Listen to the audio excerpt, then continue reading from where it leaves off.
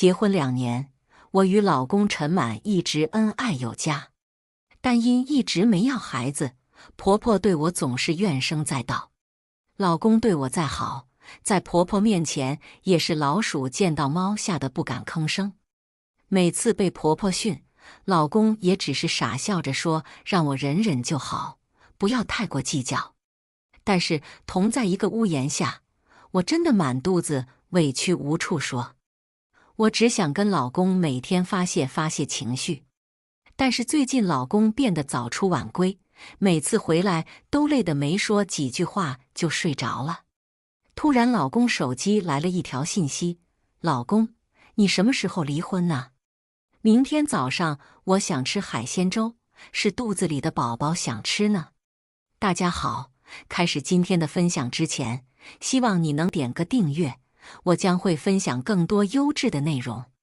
看完信息我直接懵了，难以置信地看向熟睡的老公，我的老公出轨了？不可能，肯定是发错信息了。放下老公的手机，我还是焦虑的彻夜未眠，睁眼直到天亮。早上天刚亮，老公就出门了。我偷偷跟在后面，老公一脸开心地提着海鲜粥进了一个公寓楼。门还没关好，就看到一个身怀6甲的女人挽着我老公撒娇：老公，我都想你了，你怎么才来？老公立刻眉开眼笑地搂着这个女人：宝贝，我这不是来了吗？还带了你最爱的海鲜粥。老公最好了。说着，怀孕女人就一脸娇羞地靠在了我老公怀里。我看着你侬我侬的2个人，直接冲了进去。我哭着质问：陈满，你还是不是人？你怎么可以这么对我？小三却镇定自若地说：老公，这就是你家那位母老虎啊，吓人家一跳。老公被我的气急败坏的样子吓到，但是转瞬间就反过来质问我：你在这发什么神经？吓到兰兰肚子里的孩子，我跟你没完。老公的话如晴天霹雳，让我愣在原地。早上出门前还对我如此温柔的老公，现在竟变得如此陌生。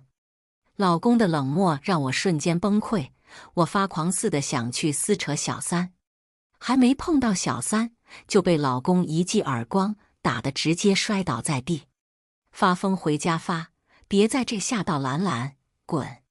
老公一脸嫌恶地看着我，我捂着发烫的脸，哭着跑回家。妈，你给我做主，陈满出轨了，小三还怀孕了。我边哭边说。婆婆竟然淡定地说：我知道，是兰兰吗？我难以置信地看着婆婆，妈，你这是什么意思？你知道陈满出轨的事？婆婆完全不顾及我的感受，完全沉浸在即将当奶奶的喜悦中。兰兰的肚子就是争气，一次就怀上我们老陈家的种，不像某些人，就是个不下蛋的鸡，2年了，肚子没点动静。婆婆变脸似的有喜转怒地看着我说：结婚后，我一直调理身体，想要个孩子，老公也很配合。但是看了好多医生，都说我身体没事，就是气血比较虚，需要慢慢调理。老公从来没有因为我要不上孩子而嫌弃我，对我一直呵护备至。如今，老公竟背着我跟别的女人生孩子。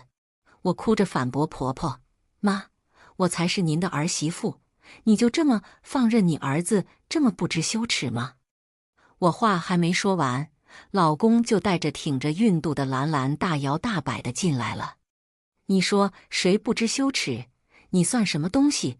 怎么敢跟我妈这么说话？老公恶狠狠地看着我说。兰兰顺势添油加醋地说：就是嘛，大喊大叫像什么样子？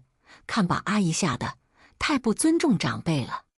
婆婆一脸开心地扶过兰兰说：看人家兰兰多懂事，你好好学学。我又崩溃又无助地愣在原地，想说又不知道我能说什么。眼前的婆婆、老公跟小三俨然幸福的一家人，我倒像是一个外人，看着他们幸福的样子，真是可笑至极。我不想看到眼前这令人恶心的画面，就躲进卧室。我趴在床上，眼泪止不住地往下流。我该怎么办？我该怎么做？为什么突然变成这样？我在卧室伤心欲绝，老公却跟小三温馨地讨论宝宝的事。就这样，兰兰搬进了我跟老公的家，我却完全没有话语权，只能看着老公跟兰兰恩恩爱爱。我爸因为身体不好，需要靠进口药物养着。我只是普通上班族，经济有限，一直以来都是老公负担着我爸的天价医药费。就算老公出轨，我却只能守着，不敢离婚，也没有底气离婚。婆婆则巴不得赶紧将我赶出家门，好让兰兰进门。但是碍于自己儿子是公司高层，不能有半点污点，否则就会影响他儿子接下来的升迁。离婚二字在这个家没人提。接下来的日子，我顺理成章成了这个家的免费保姆。婆婆处处看我碍眼，我稍微反驳一句，婆婆就拿我爸医药费威胁我。我是哑巴吃黄连，有苦说不出。婆婆一脸嫌弃地看着我，这个家不养闲人，我儿子不仅养着你，还养着你那个药罐子爸。从今天起，你就照顾兰兰的生活起居，兰兰的身子很是娇贵，你给我好好照顾，若有半点差池，就让我儿子停了你爸的医药费。我闷不吭声地流着眼泪，婆婆瞟见我哭，骂骂咧咧，真晦气，赶紧去把衣服洗了。我边哭边洗衣服，我上辈子是不是造孽了，所以才受到这种惩罚？当我还沉浸在伤心难过中时，突然接到医院打来的电话，你爸病危了，麻烦速来医院一趟。医院护士焦急地说完挂断了电话。我顾不上满手泡沫的邋遢样，跑出家门，打车去了医院。婆婆跟兰兰坐在沙发，正有说有笑地看着电视。看我着急忙慌地跑出去，气愤地大喊：催命啊！跑这么快干什么去？我根本无暇顾及婆婆的愤怒。来到医院，我来回踱步地等在病房外。医生出来生气地说：你这个女儿怎么当的？你父亲的药不能停，好在这是在医院抢救的及时，不然就有生命危险了。我被医生训斥的连连点头道歉：对不起，是我的疏忽。不用跟我道歉，照顾好你父亲吧。医生说完叹了一声气就走了。我看着一脸苍白的爸爸，眼泪更是止不住地流了下来。我不敢出声，我怕爸爸听到。过了一会，我爸醒了，看到我露出了笑容。闺女，爸没事，别难过。爸爸艰难地维持着笑容说。我将自己不多的私房钱给爸爸交上医药费，却只是杯水车薪，只够我爸1周的用药。等我妈来后，我收起了难过的情绪。妈妈还是看出我的不对劲，问我：闺女，你瘦了，是不是遇到什么烦心事了？我装出撒娇的样子：妈，没有啦，我天天就是吃喝玩乐，哪有什么烦心事？陈满都把我养胖了，也就老妈你说我瘦。我妈看我笑呵呵，才安心地点了点头。刚出病房，我眼泪唰的一下流了下来。我魂不守舍地回到了家，脑子里全是我爸躺在病床上那苍白的脸跟日渐消瘦的身体。婆婆见我回到家，一脸怨气地说：怎么，你爹死了，哭丧个脸给谁看呢？饭都不做，想造反啊？没等婆婆骂完，我就气愤地大声哭喊道：你给我闭嘴！婆婆被我的喊叫声吓得一声不吭。兰兰却坐不住了，一脸女主人的姿态训斥说：你才闭嘴，真是没点规矩，还不赶紧跟阿姨道歉。婆婆看着兰兰一脸满意地说：兰兰，还是你最会心疼我。你个贱人，竟然敢这么跟我说话，你是不是活得不耐烦了？婆婆咬牙切齿地说。我看着婆婆前后反差极大的两副面孔，放声大哭了起来。婆婆跟兰兰见状，直接吓了一跳，怕被邻居听到，婆婆赶忙假惺惺地开始安慰我的情绪。我也及时收敛了我的崩溃情绪，回到房间，一直没再出来。一直到晚上，老公回来了。兰兰本来想跟我老公告状，我今天有多么的不尊重婆婆，说话有多么的难听。老公却异常严肃地说：“兰兰，你回房间早点休息，我有事跟我老婆说。”兰兰刚冒出口的话又吞了回去，然后气呼呼地回了房间。婆婆看形势不对，一声不吭地躲进了自己房间。老公蹑手蹑脚推门进来，我冷漠地看了一眼老公，接着就将头转到一边。我不想看到老公这张脸，一看到就会让我想起他曾对我的冷漠跟对小三的柔情。老公见我毫无反应，本来温柔的眼神再次变得冰冷至极。我因为工作太忙，忘记你爸的事，下次不会再忘记了。老公冷淡地说。异常安静的我一下就崩溃了。陈满，你差点要了我爸的命，你知道吗？平时你怎么对我，我都可以忍受，但是这是我爸。当初我爸要不是为了救你，怎么会患这个重病？你难道忘了吗？我从来没有说过这种话。老公被我的话说得沉默地低下了头。老公走到我身边，将我温柔地抱在怀里。我所有的委屈在这一刻瞬间决堤，我在老公怀里呜呜哭了起来。这时，兰兰正咬牙切齿地站在门口看着。当晚，老公睡在我的屋里，没有陪兰兰，任凭兰兰在房间故意制造各种摔打的声音，我老公都没有去兰兰房间。老公只是嘱咐婆婆，今晚照顾好兰兰。看着家里鸡飞狗跳的样子，我压下了上翘的嘴角。我心平气和地说：“老公，反正我的身体不好，要孩子，如果不能给你生下一儿半女，我也是愧对你们老陈家了。既然你跟兰兰木已成舟，兰兰也怀着你的孩子，我就当自己的孩子罢了，就不计较了。”老公被我的善解人意一下就感动了。老婆，谢谢你这么理解我。老公说完，再次将我拥入怀中。当晚，我跟老公仿佛新婚燕尔。房间隔音不好，稍微有点声音就会听得一清二楚，这下可把隔壁的兰兰给气炸了。老公对我态度的转变，让平时对我很是不满的婆婆也是收敛了几分。但是兰兰对我却从开始的惺惺作态直接转变成厌恶至极。老公因为兰兰怀着他的孩子也不敢说什么，只能任凭兰兰的胡作非为。这就受不了了，还早着呢，你们一个都跑不了。我本是真心的接受兰兰了，想要好好照顾她和她肚子里的孩子，但是兰兰并不领情，还处处跟我作对，挑我毛病。为了这个家，我也是一再忍让。兰兰就是看不惯我在这个家，一心只想将我赶出这个家。今天婆婆不在家，只有我跟兰兰在家。家里异常安静，我打扫着卫生，兰兰悠闲地坐在沙发上看着电视。估摸着马上6点，老公跟婆婆也快回来了，我得赶紧做饭。我想着兰兰怀孕，胃口也是多变，就去问兰兰想吃点什么。兰兰，我现在要去做饭了，你想吃什么？我给你做。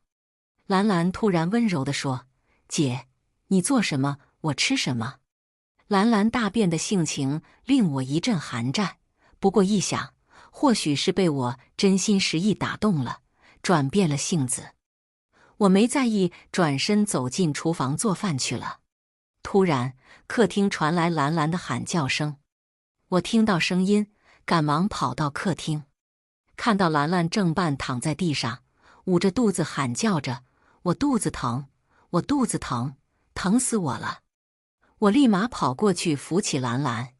这时，婆婆跟老公刚好开门进来，我刚想开口说话，却被大喊大叫的兰兰噎回去了。姐，你为什么要害我的孩子？求你放过我的孩子好不好？老公，快救救我们的孩子，我肚子好痛。说完，兰兰顺势就昏了过去。我一脸疑问焦急地看向老公跟婆婆，我什么都没做，我看到兰兰跌倒过来扶她的。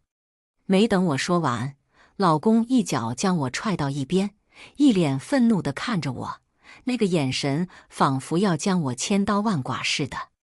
你最好保佑兰兰肚子里的孩子没事，不然我不会轻饶了你。说完，老公抱起兰兰就直奔医院。婆婆甩给我一个白眼，一路跟在老公身后也去了医院。此时，空旷的客厅只剩我跌坐在地上，老公踹得我肚子隐隐作痛，但是身上的痛也比不上心里的痛。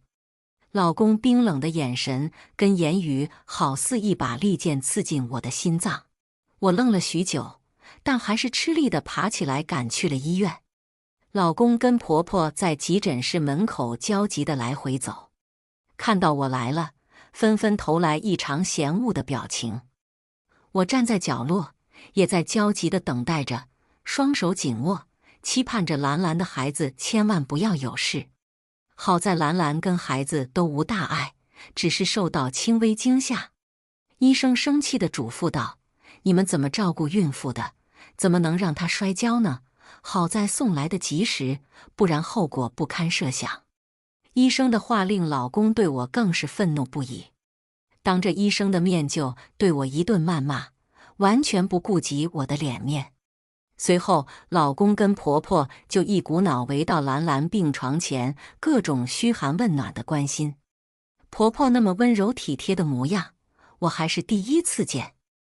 我心里也是隐隐作痛，本来我也可以享受到老公跟婆婆对我的呵护疼爱，只可惜怪我肚子不争气。我跟老公刚刚缓和的关系又变得破碎不堪。兰兰在医院静养了几天就回家了。我在家提前炖好补品，想着兰兰回来好好给她补补身子。我一脸热情地迎接刚到家的兰兰。我刚想上前扶兰兰，却被老公一把推到一边，我一个踉跄差点跌倒。老公冷漠地说：“从今天起你只需洗洗衣服，打扫卫生，兰兰不用你照顾了。”我又雇了专业的保姆照顾兰兰的生活起居，兰兰又恢复了平时那般骄纵蛮横的样子，但也只是在我面前这样。只要婆婆跟老公在家，兰兰就是一副人畜无害的可怜小白兔模样。这次兰兰跌倒明明与我无关，但是她竟说是我推倒了她。我内心很是委屈。难道兰兰就这么迫不及待想要把我从这个家赶出去吗？接下来的几天，家里还算风平浪静。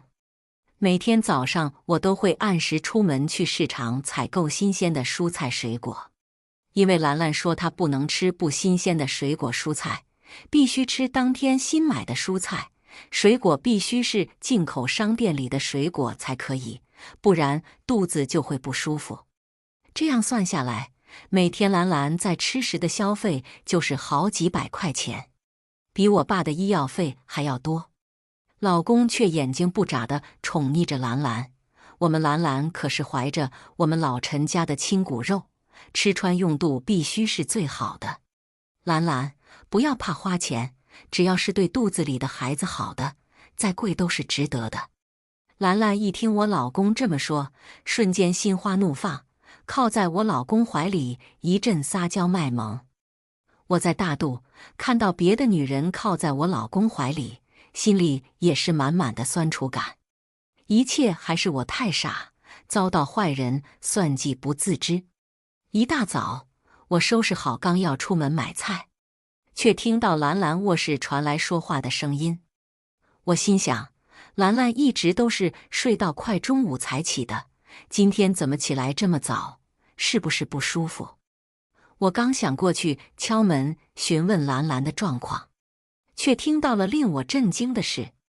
原来兰兰的跌倒是她自演自导的，目的就是为了让我老公对我产生芥蒂，长久下来磨灭我跟老公之间的感情，然后将我扫地出门。医院里的那个妇科医生是兰兰的表姐，也是跟兰兰提前串通好，才上演了医院那出戏。其实她一点也没事。这时兰兰看到门没关好，起身过来关门。我赶紧蹑手蹑脚地出门继续买菜去。我魂不守舍地走在去市场的路上，边走边想，这个兰兰并没有那么简单。以后我得躲着点兰兰这个女人，不知道哪天又给我来一出陷害的戏码。我继续像往常一样买菜打扫家务，尽可能的不出现在兰兰的面前。兰兰看也没有什么机会继续找我麻烦，也就消停了下来。就这样，我继续像个仆人似的伺候着兰兰跟老公还有婆婆一家的生活。这样的日子，我不知道什么时候才是个头。难道为了老公的孩子，我就这样忍气吞声过下去吗？本以为我真的认为自己会软弱到任兰兰跟老公一家的随意欺辱，但是一件事让我彻底清醒。兰兰的怀孕让不安分的老公再次将魔爪伸向了我。半夜就在兰兰睡着后，老公偷偷钻进我的卧室，对正在熟睡的我下手了。起初我是奋力反抗，但还是拗不过老公的力气大。就这样，我被老公强迫了。事后我哭着骂老公怎么可以这样，老公则厚脸皮地说他跟兰兰就是逢场作戏，一切就是为了孩子。等兰兰孩子一生下来，就跟兰兰断了关系，继续跟我好好过日子。看到老公如此真诚地说，我竟真的信以为真。或许就是孩子才让老公无奈之下背叛了我。我心里开始慢慢原谅老公的所作所为。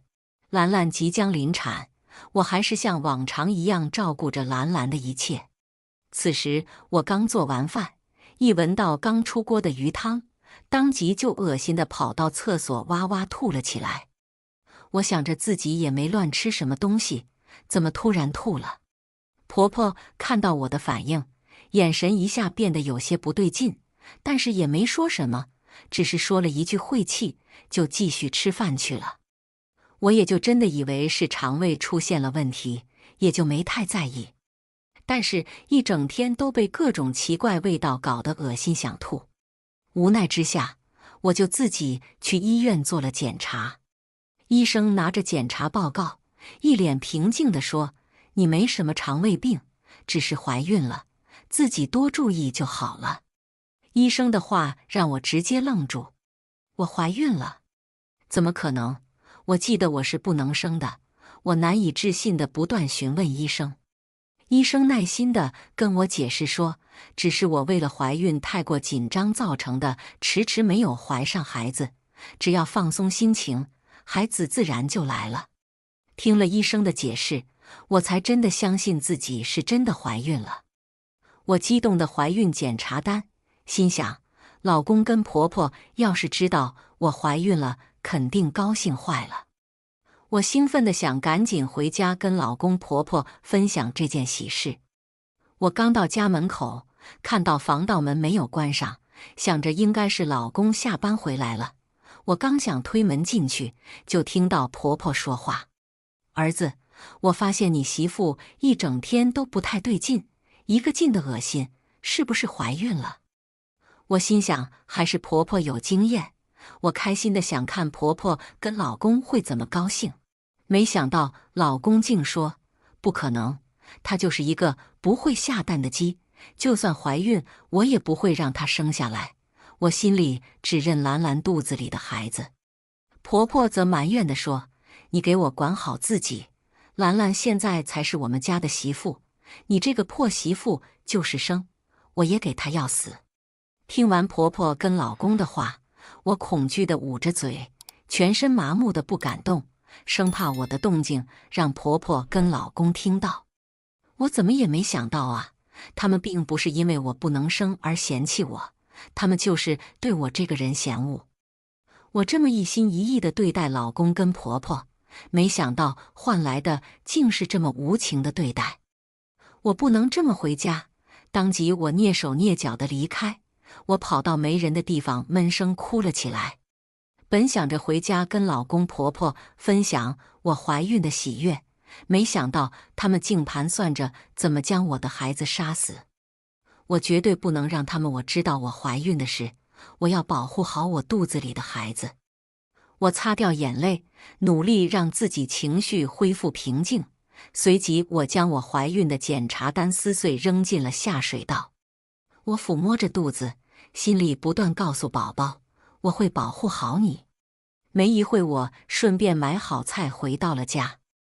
我刚进家门就被婆婆一顿责骂，说我买菜都这么磨磨唧唧，真是废物一个。放到平时，我或许还会伤心的道歉赔不是，现在我已经看透了婆婆跟老公的丑恶嘴脸，我不会伤心难过。我不仅不会难过，我还要婆婆跟老公还有兰兰付出双倍的代价。我要在我显肚子之前，将我受到的屈辱一一讨回来。或许我肚子里的宝宝也在帮我，我不再出现怀孕恶心难受的反应。这也就打消了婆婆对我怀孕的猜疑，就信了我只是肠胃不好的借口。接下来的这段时间，我要想办法搜集陈满跟小三婚内出轨的证据，这样我才能保护好我跟肚子里的孩子。我知道陈满是个下半身思考的动物，小三就算怀孕，他也没怎么消停，想着反正小三快生了，就是弄几次也不会伤到孩子，就算真有什么反应，直接拉去医院生了。我的任劳任怨让陈满对我很是放心，根本不会想到我会算计报复他。这天小三吵着要出去吃火锅，这个火锅店开车都要半个多小时才能到，陈满跟他妈妈就很依着小三，就算是龙肉恨不得也给小三搞来吃。他们出去吃饭肯定不会带着我的，不过我也不稀罕。他们出去吃饭，我正好有机会好好安排我计划好的一切。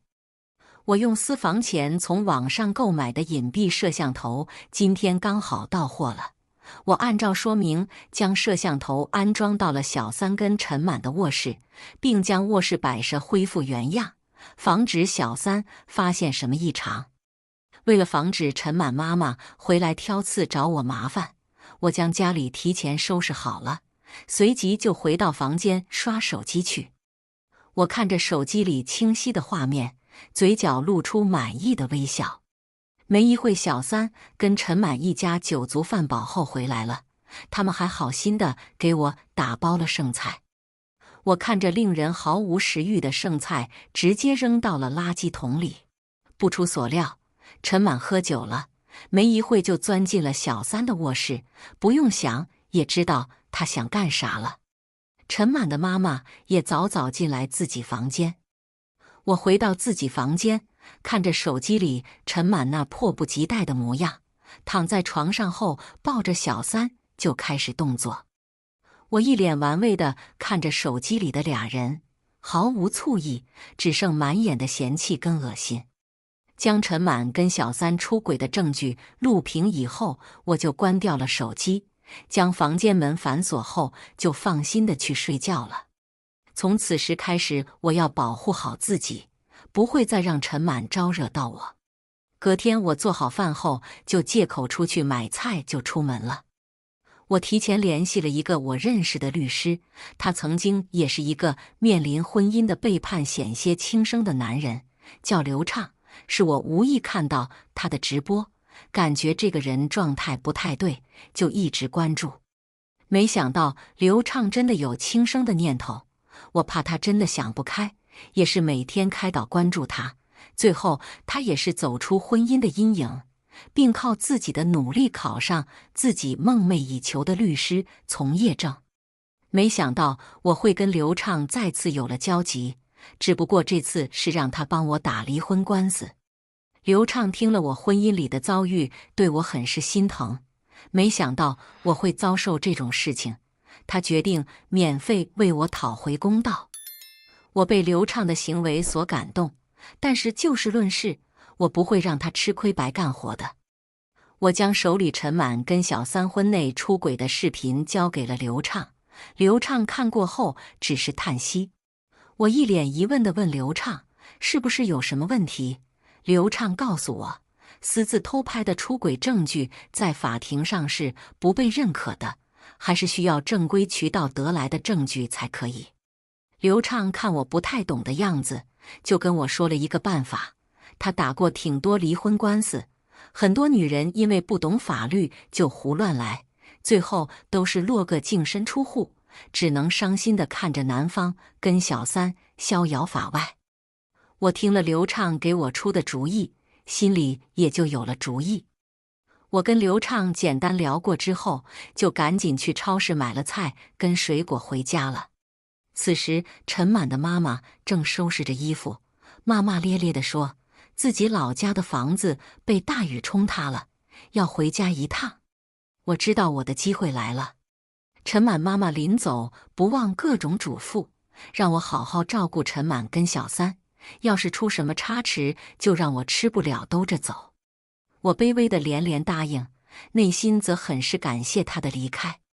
陈满妈妈走后，陈满跟小三也是开始肆意妄为，不怎么吃我做的饭，总是叫外卖，把家里搞得乱七八糟。为了收拾，也是把我累得不轻。这天陈满将我打发出门，随后喊朋友来家里，高兴地小酌了几杯。不在家里，我反倒清静，我在附近宾馆好好休息一下。我看着手机里陈满跟朋友喝得醉醺醺的模样，知道又是一个不眠夜了。既然陈满这么高兴，我就再送你们一件大礼。我掐准时间，陈满的朋友陆续离开了，陈满跟小三也是情不自禁的又开始了。我看着怀孕小三，不禁唏嘘，还真是物以类聚啊。我赶紧收拾了一下，打电话将刘畅叫来，借口自己钥匙忘在家里，就找了开锁公司，怕保安不放心，还特意找了警察帮我作证。开锁师傅小心翼翼地将门锁打开了，此时房间里的陈满跟小三被开锁的声音吓了一跳，以为小偷进门了，一片凌乱的就跑出卧室。此时警察跟开锁师傅看到这幕，就明白了是什么事情。警察问我家里这不是有人，为什么不敲门？我说我不知道。然后警察开始盘问陈满跟小三的关系，我说我不知道这个女人是谁，可能是陈满找的。警察又问我跟陈满什么关系，我说我跟他是夫妻。这下把陈满给急得不轻，一个劲跟警察解释自己没有，说小三是他老婆。警察被陈满的胡言乱语说得一头雾水，随即我们就都被警察带走了。但是楼上的邻居都在看我们，陈满跟小三感觉丢脸的不行，我则很是高兴。来到派出所，警察给我们做了笔录，陈满跟小三哪敢为了掩盖出轨的事而说是金钱交易，赶紧说了他们的关系。而我并不是为了将他们弄进派出所惩罚，我想要的是警察给我做的合法证据。隔天警察才将我们放走。我并没有回家，我知道我回去肯定会被陈满跟小三折磨，我早就收拾了行李搬到了宾馆。小三在家发疯似的想要陈满弄死我，他们这对狗男女还没遭到报应，我不会这么轻易地死的。我向陈满起诉离婚了，这是我结婚这么多年以来第一次为自己做的事。当时陈满跟他妈妈在法庭上被刘畅跟我提供的证据弄得哑口不言，连陈满花高价请的律师都无能无力，甚至劝说陈满赶紧放弃，不要再做无谓的挣扎了。陈满的妈妈哪里肯让我得到便宜，直接在法庭上就大吵大闹起来，甚至想要过来掐死我。当即陈满的妈妈就被警察控制了起来。陈满则一脸无奈地瘫坐在法庭上，小三也哭得大骂陈满就是个窝囊废。就这样，我跟陈满闹剧般的婚姻结束了。我得到了陈满房子的一半，还有夫妻共同资产80万的一半。车子是婚前陈满买的，我懒得要。我不会说是让陈满净身出户，我想要的是得到我应得的，并体面地离开陈满这一家吸血鬼的纠缠。没过几个月，小三生了，是个儿子。陈满跟他妈妈很是高兴，但是小三男朋友找上门，他们带着孩子拿走了陈满的钱，偷偷离开了医院。原来小三怀的不是陈满的孩子，而是她男朋友的孩子。一直以来，小三不过就是把陈满当作摇钱树，不断骗陈满的钱。其实小三早就跟她男友用着陈满的钱，在老家购买了房子，安置了家。陈满不过是替别人养了孩子，还在开心地以为自己要当爸爸了。想想此时的陈满真是又可笑又可怜。跟陈满离婚以后，我才将我跟陈满离婚的事情告诉了他们。我爸妈怎么也没想到，他们的宝贝闺女竟遭受这种非人的待遇，爸妈对我愧疚地哭了起来。但是我并没有很难过，我庆幸自己离开了陈满。我还将自己怀孕的事告诉了爸妈，他们没有觉得因为我怀孕而觉得是个累赘，反而高兴地接受，并说会好好养着我跟孩子，就算我以后不再婚也没事，只希望我能开心的生活。爸妈的开通让我一下哭了出来，他们为我操劳了一辈子，老了还要为我操心，我心里很是心疼。我也而感谢爸妈如此理解我。我用我离婚后得到的钱给爸妈换了一套大房子，等我孩子出生就会变得拥挤，这样换了房子住在一起也比较方便。没过多久，我的肚子开始显怀了。不知道陈满跟他妈妈怎么知道我怀孕的事，直接找上我家。陈满的妈妈厚脸皮地找我，让我不计前嫌跟陈满复婚，还说我已经怀了陈满的孩子，为了给孩子一个健全的家，还是复婚比较好。我听着陈满慢慢的各种劝说，一句也没听进去。我现在脑子里只记得陈满跟他妈妈怎么狠心地说要将我的孩子杀死之类的话。我是绝对不会跟陈满复婚的。就这样，陈满跟他妈妈总是隔三差五在我爸妈家闹，但是都被我爸妈报警赶走了。这样的状况一直持续到我生下我的女儿。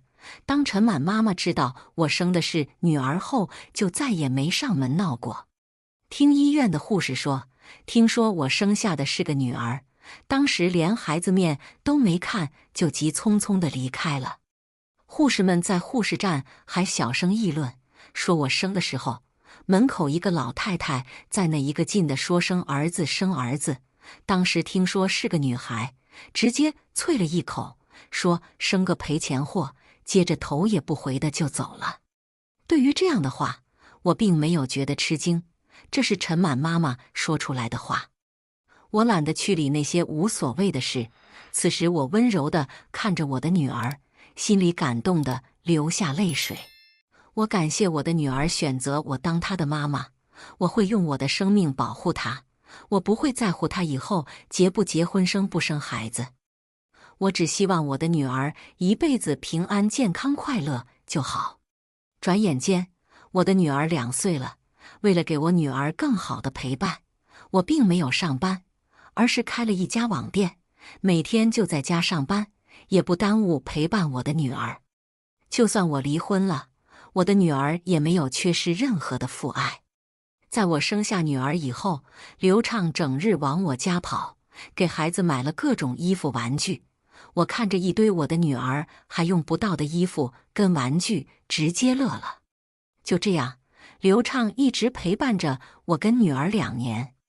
就在女儿2岁生日的时候，我跟刘畅领证结婚了。我们现在很幸福，女儿也很喜欢刘畅当她的爸爸，甚至一直当刘畅就是亲爸。第一段婚姻的失败让我看透了很多事情，感情不是一个人的付出，只有两个人双向奔赴才会幸福。我不会再委曲求全了，只有好好爱自己，才会赢得别人的爱。希望每一个在婚姻里迷惘的人都能坚强地找到自己的立场，绝对不要一味妥协，要努力做真正的自己。以上就是今天分享的故事，希望能点个订阅，我将会分享更多优质的内容。